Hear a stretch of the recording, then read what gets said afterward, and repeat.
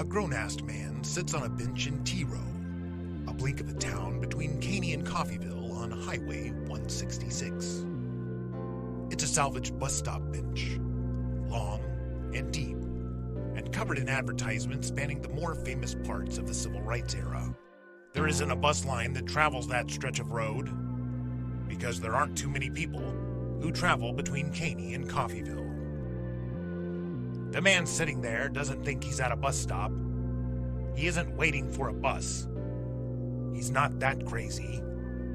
He's in front of his house, waiting as patiently as he can, but he's had to use the neighbor's phone twice. Ron Smith is the fellow, and as he would say, he usually handles his own. But this has gotten out of his control. Even he will admit that, saying, as he puts it, that he's chin deep. So he's waiting for a man he hopes will be his savior.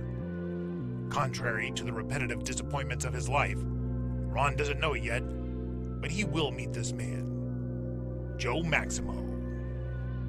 Joe Maximo. Joe Maximo is an exterminator, a bugman for Eradicator, one of the biggest pest control companies in the world, and one hell of a cash cow for its executives and investors, often through swindling. He's just arrived at a chain hotel in Independence. Joe would like to think that chains aren't his style, but in one of those subtle agreements between multinational corporations, his company saves a pretty penny when they put him there for a week at a time to cover the area. Joe doesn't yet know that Ron Smith is waiting for him. In fact, for a moment, he's managed to forget why he's even in Independence in the first place. His tired spirit has been taken over, rejuvenated by the type of moment he lives for. A strange weather anomaly has emerged. It looks like a tornado, bent, ominous, and greater in scale than anything else around. But while it stretches from foot to sky, much less gray than white, it's not twisting. Hundreds of people have put aside their business to line the street, to track this beast, mesmerized by its presence, trying to anticipate what it might do. Whatever it is, it will end up on the Weather Channel later. Joe is taking pictures of both the cloud and the crowd in order to document the event when he is interrupted by the proprietary default ring of his company-supplied cell phone as its screen is taken over to flash his boss's name. Jerry is young for management, but he was a prison guard for a few years. Apparently, that was proof enough to the higher-ups that he had the right attitude. He also has a big family. In terms of reproduction, Jerry and his wife put the mammals the company covers in its standard service contract to shame. Surely that also looked good to the higher-ups. From a practical standpoint, having children means you are ripe for abuse and will most likely be a good employee, especially in a down economy, which this most certainly was. Now more than ever. But while Jerry's young, only a few years older than Joe, who is, for the moment, the youngest at their branch, he's one of those guys who has been in the business for close to a decade, and it was hard to tell if the chronic digestion of poisonous chemicals through his skin, lungs, and even his mouth, just like everyone else, was getting to him, or whether he was just like that. He's a persistent salesman, though, and while it's been said that the devil mixes lies with the truth, Jerry was usually about half right. Where are you at? I'm in the parking lot at the hotel. I'm watching this crazy fucking cloud. I guess that's what it is. I don't know. Wait, where are you at? I'm in Independence. This thing is totally ridiculous. Everyone stopped what they're doing to look at it. We're just looking at this thing. I have no idea what it is. It doesn't seem to be rotating or anything. It's just very, very strange. It looks like a tornado, but it's not rotating and it's fucking huge. Well, how long you been there? Just got back. Now it was late enough in the afternoon to be well past quitting time for pretty much everyone else who started work before sunrise. Unfortunately for Joe, who is exhausted and indescribably filthy, he isn't one of those people. He knows the drill, and it never ends. You want to check something out for me? Joe doesn't want to leave his crowd, but he knows resistance will cause a hissy fit shitstorm he doesn't want to cope with. Much like how a part of all adults fear the incoherent, immature, loud, screaming rages of otherwise harmless infants. Other potential repercussions, like getting fired or fined, were less of a deterrent than simply having to endure more of their flailing idiocy. Joe felt sorry for the techs that had to totally submit to the stupidity and neglect and abuse of those bratty bullies in order to make sure their families got fed. Still, Joe did what he had to do in order to get along. He asked for it after all. He's trying to come back from the dead, again. While he's sure others can see him walk and talk, he knows he hasn't quite made it back yet. This whole experience seems like what it must have been for an indentured servant gaining passage to colonial America. At least he hopes that's how it is. That one day this will end. But sometimes he worries he's actually trapped in an endless purgatory in which he is doomed to roam for eternity. But until this ends, Joe's game for anything. He has to be. Yeah, I guess, if this thing doesn't kill us all or something. What is it? It's a flea job in T-Row. Where the fuck is T-Row? Dude, it's just like you're going to Coffeeville, then go west. East. Yeah, east. It's right there on the highway. You like going new places and you've never been there, so you should go. Joe needed the money, but he's in this game for the Odyssey. And what an Odyssey it had become. He had been diagnosed by a professional theologian as a non-practicing non-Buddhist, whatever that means. The job had drugged him kicking and screaming, wheezing, dizzy, sick, and sleep-deprived closer to enlightenment. Jerry is the sumbitch who hired Joe, but Joe has found it in his heart to forgive him for it. Hell, he'd almost thanked him a time or two. He also knew it had to be west, because the only thing east from there is Coffeeville. Okay, I'll go. It's strange I don't remember T-Row because that's a pretty scenic little stretch of highway, and I try to take that way anytime I can. Just put it in my scanner. Already there, buddy. Automatic. On a mission. Joe hangs up and hops back into his truck. Quick and practiced. As soon as his left leg clears the door, his left arm closes it as his right hand hits the ignition. He hangs a right at the gas station a few blocks down to head towards Coffeeville. The way the locals do. The secret way. Through Deering.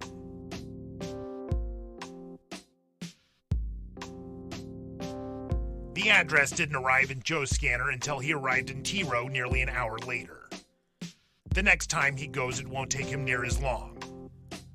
The tiniest of towns was hard for him to spot, especially in the fading light and the long shadows broadcast by the low sun. He figured the sign for it would be too small and hard to see among the dense vegetation in this relatively lush part of Kansas. Joe Maximo wasn't sure he'd be able to see the sign at all. But he did.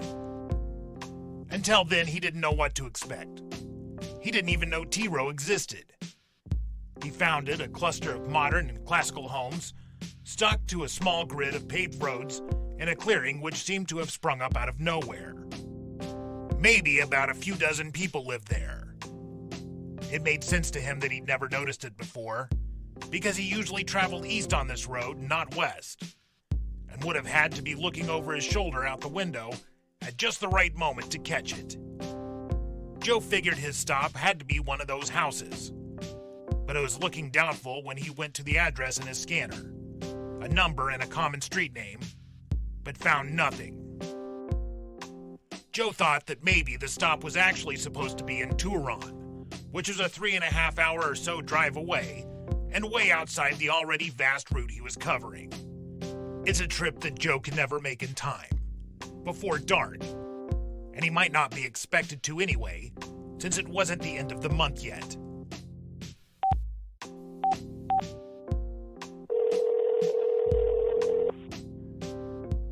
This is Jerry with Eradicator. Hello? What the fuck is this, man? More call center bullshit? Are you wasting my time here? Joe? What do you mean? What, did flunky call center douche not write the address down right? This might be in Turon. He doesn't even have a phone number. What the fuck are you doing here, Jerry? About the flea job? Yes! I don't know what it is. He's called me twice. Do you have that number? Give it to me, Jerry. Give me the number. The rustling in Joe's ear was proof that Jerry was looking through his incoming calls.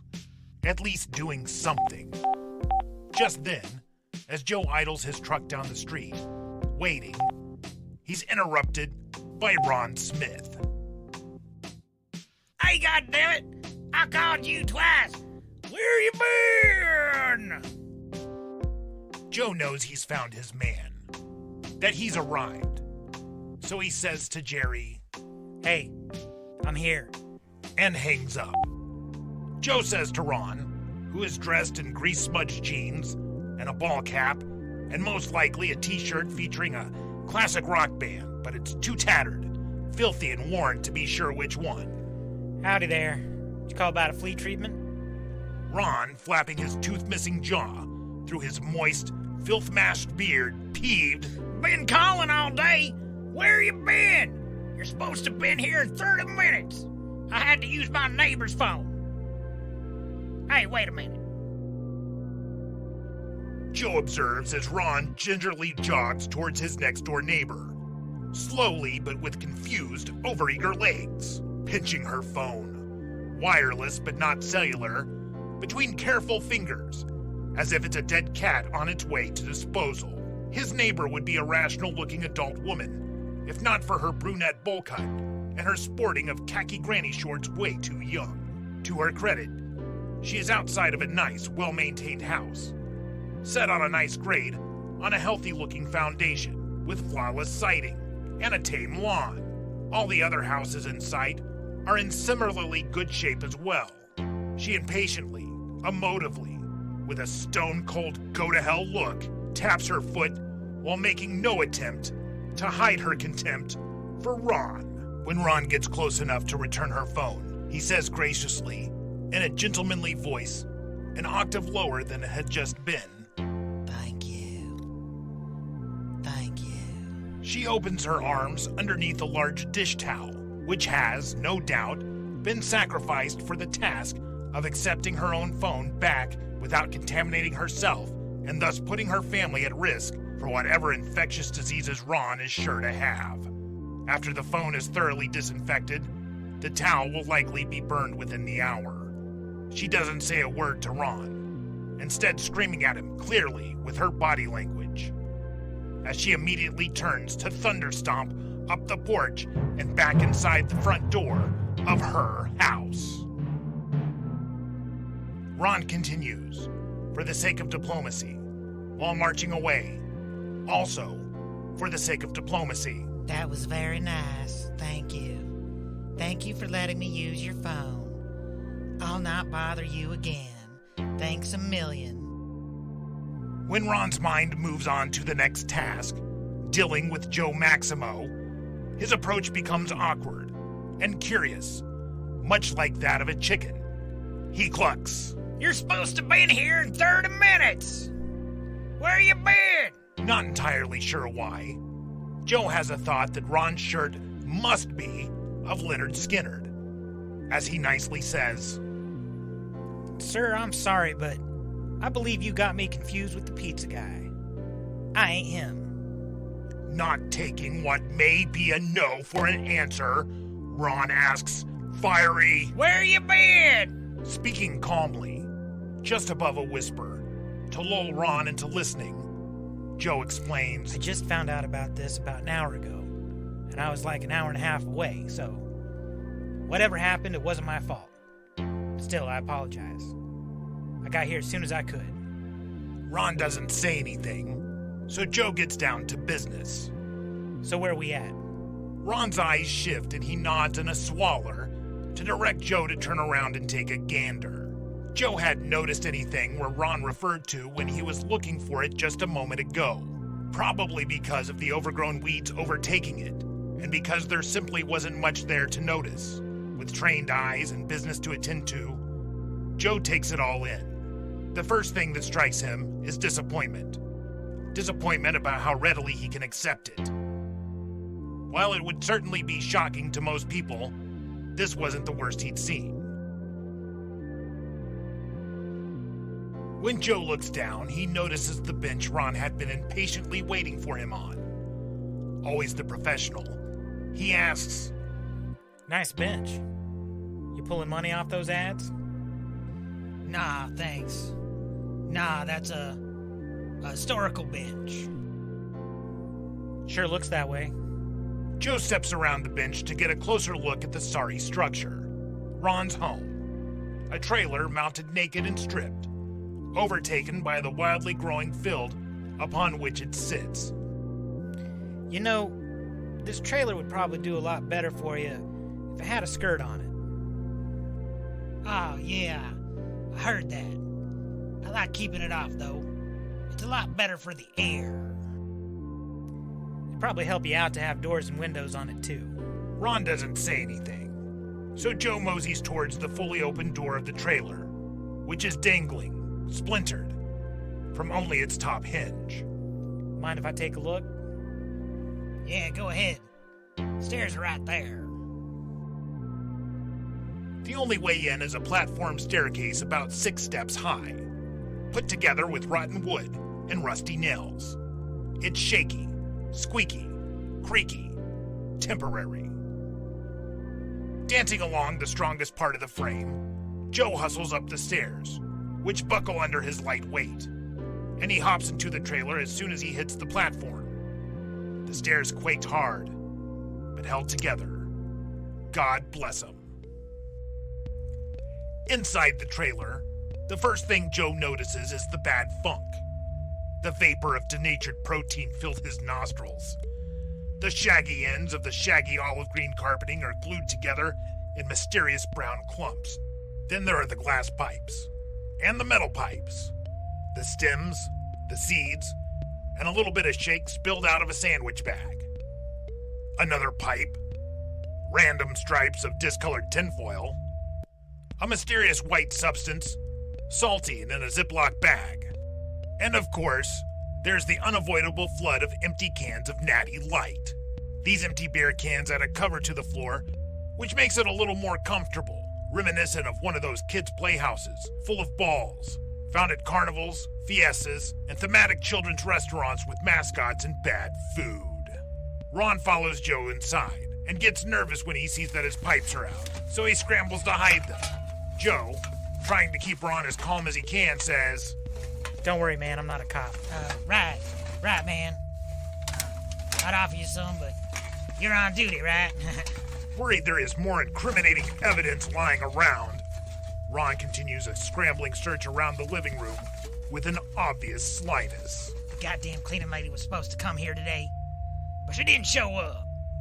The cans drum off each other as they wave in clunks around Joe's moving legs, and under his feet as he wades through them. Natty Light. That's the good stuff. Yeah, you want one? Nah, man, sounds good, but, no thanks. Joe spies a light switch, but finds clicking it does jack shit. Yeah, that, doesn't work right now. My electrician's in Europe. There aren't any lights in here at all? Nope, got no juice. Ron moves to the sink and rips a bigger hole in the box of unopened Natty Light cans cooling in the shade of the kitchen sink, half submerged in a plastic dish tub full of what appears to Joe to be relatively cool and miraculously clear water. The coolness and cleanness appeal to Joe, who finds the water so attractive he's embarrassed when he catches himself ogling it. The sun had been brutal.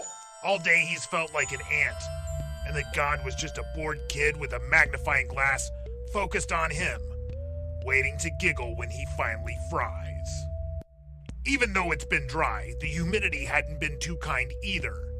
He sweated gallons today. His eyes are sunken so far in his head, he feels like he's looking out of a cave. Not only that, he's speckled with the body parts of a plethora of critters, a mixture of miscellaneous accumulated poisons, and more than a spritz of the stench of death. He's sure the nastiness has contaminated the spongy flesh between his skin and his skeleton. He feels it's dried out, the spongy flesh, now deflated and slack around his aching bones, no longer soft but rough and sanding down his insides as he moves. But he doesn't let it bother him, though. He can't. There's still work to do. Joe starts to mosey towards Ron, but stops mid-step when he's struck by innumerable pricks penetrating his socks like they aren't even there. He has found them. And now he knows that these blood-sucking bastards are beefy ones. Just to be safe, the wildly flexible Joe popped his foot up to his face in order to inspect it, in case it was dirty needles Ron had lost under the cover of the cans stabbing him. But it wasn't. Although in the fading light, with vision blurred by being tired, he could still spot over a dozen of them taking a drink, feeding off of him, face to face. Yeah, Ron, you got fleas. Joe pulls out a hand-crank flashlight and pumps it. Ron glares at it nervously. It's a flashlight. I crank it so I don't have to worry about the batteries. The hand-crank flashlight was a choice Joe had made that always gets him funny looks when he pulls it out. And often he gets questions.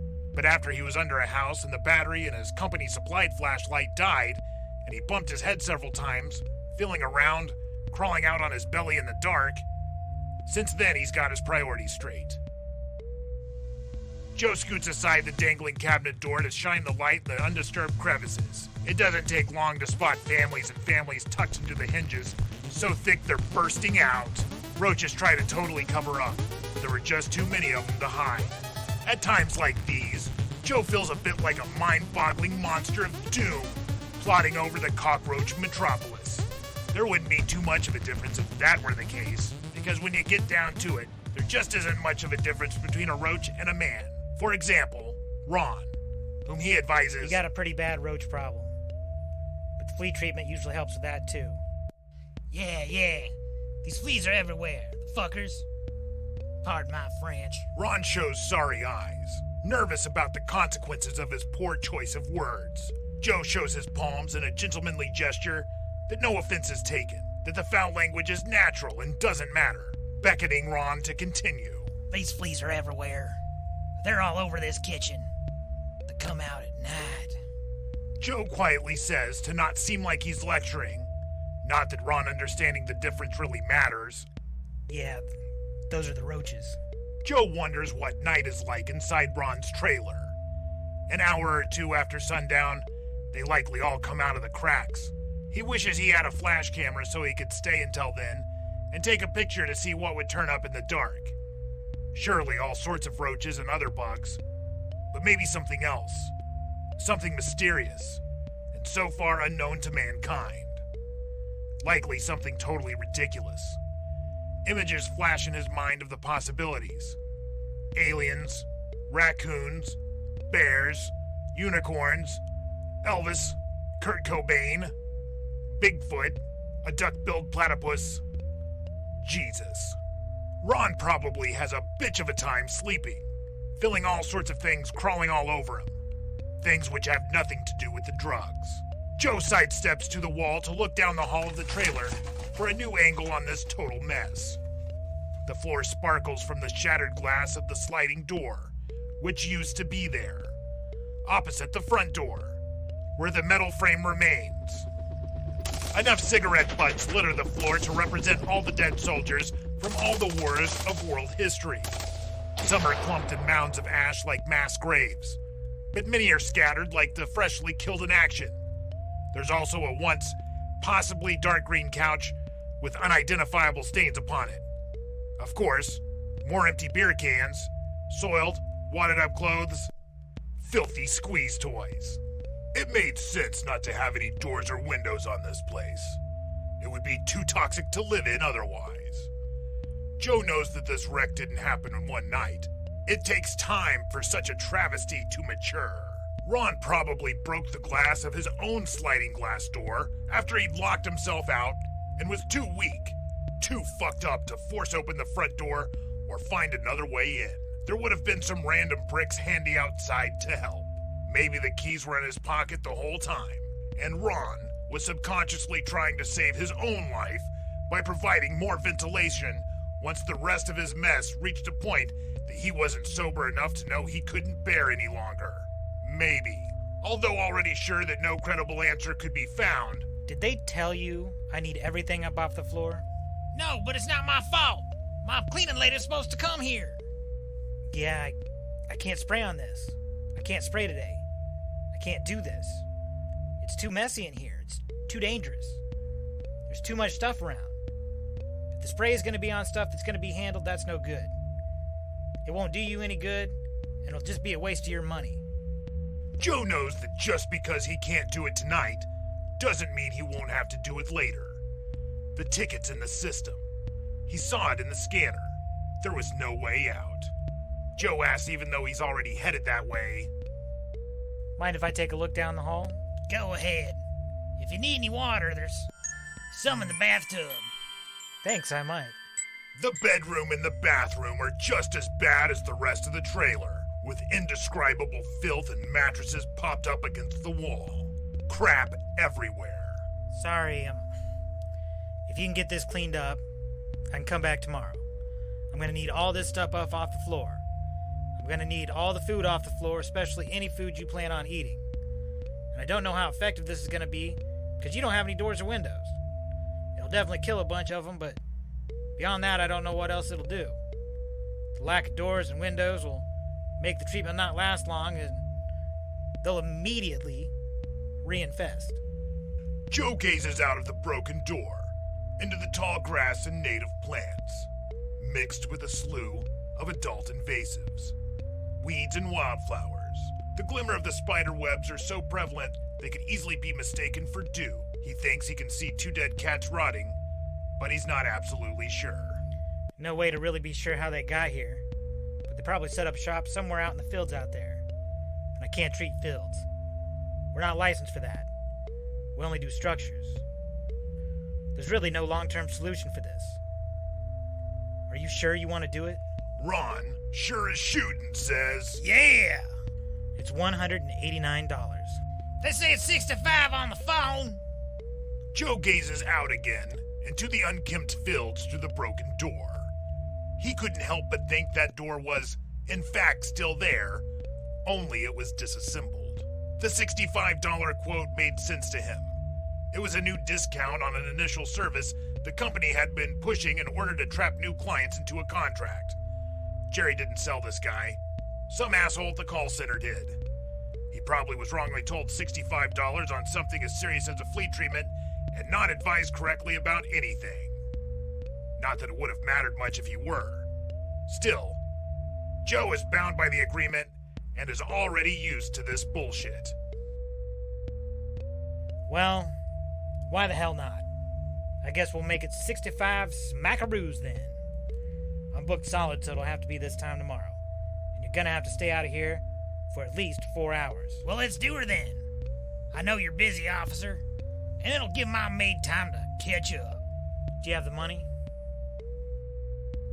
Yeah? You want to pay now so we can just get it out of the way? Yeah, that's fine. Let's Good. do her. Ron rushes towards Joe with an envelope full of cash. Joe counts it to find it all there, including tax, in cash, down to the last penny. Joe figures this was a gift from someone who either cares or is fed up. On the only flat surface available, the wall, he scribbles out the basic information on a blank residential contract form he had stuffed in his pocket before he got out of his truck. This is a 1-year contract, and with 3 additional quarterly services, it's gonna end up being $368 total. I need you to sign here.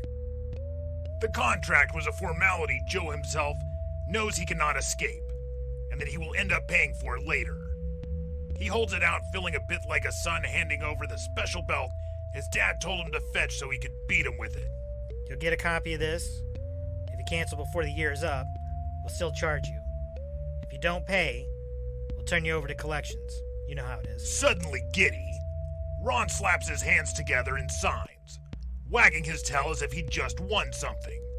Joe gives him a copy and concludes, I'll see you tomorrow, and I hope you get a hold of your cleaning lady. Oh, I've about had it with her. She better watch out, or she's gonna get it. Back over the shaky steps, back to his truck. In a flash, he hops in. As his left leg enters the cab, the door is shut and the right hand hits the ignition. The right foot stands on the brake as his right hand moves from the ignition to the gear shift to knock it down about 4 gears to drive, and the right foot moves to the gas pedal. He'll finish the stop in the scanner while traveling down the road. Joe heads back to Independence. The sun sets while he's on his way, but before it can, the fleas make an intense appearance on his arms, neck, and face. They're so troubling that just a few miles down the road, Joe has to pull over and strip. Naked, briefly, a few dozen feet down a gravel road connected to the main paved one, he quarantines the infected clothes in a handy trash bag he twists to seal shut before stuffing it through a weak point of his strapped-down broken topper and tossing on a spare pair of pants he keeps behind the passenger seat. Tootling down the lonely road, happening upon commuters who also know of the secret way, happily on the way to their weekends, Joe makes it easy for them to pass him. Happy for them. His blurry vision and shaky, hungry nerves made worse by the truck's harsh rattling between 50 and 60 miles per hour make him feel uncomfortably dangerous to them.